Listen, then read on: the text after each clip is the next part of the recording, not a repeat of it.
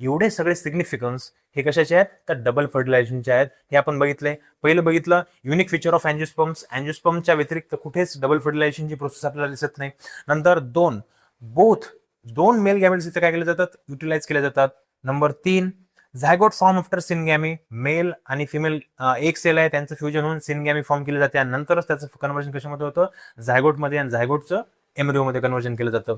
नंतर number 4 fertilisation brings about recombination. Fertilisation काय होतं, तर मेल आणि फिमेलचे जे क्रोमोझोम्स आहेत ते काय होतं, रिकॉम्बिनेशन होते त्यांचं, आणि काय होतं, त्यांच्यामध्ये व्हेरिएशन्स येतात आणि नवीन कॅरेक्टर्स आपल्याला पाहायला मिळतात. नंबर 5 इथं काय होतं, ट्रिप्लॉइड प्रायमरी एंडोस्पर्म न्यूक्लियस, म्हणजे second mail gamete and secondary nucleus म्हणून काय होतं, ट्रिपल फ्युजन होतं. आणि ट्रिपल फ्युजन झाल्यानंतर तिथं काय फॉर्म होतो रे, तर triploid primary endosperm nucleus form होतो. आणि तो कशामध्ये डेव्हलप होतो, तर न्यूट्रिटिव्ह एंडोस्पर्म टिश्यू मध्ये डेव्हलप होतो. ठीक आहे. Number 6 avoid chances of पॉलिइम्ब्रॉनी.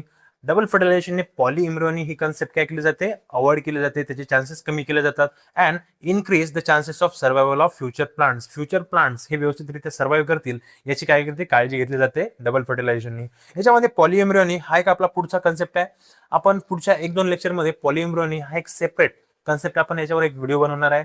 ठीक आहे, तो नंतर बघूया. सध्या फक्त एवढं लक्षात ठेवून राहू द्या की आपलं डबल फर्टिलायझेशन काय करतं, तर चान्सेस अवॉइड करतो कशाचे, पॉलिइम्ब्रियोनीचे.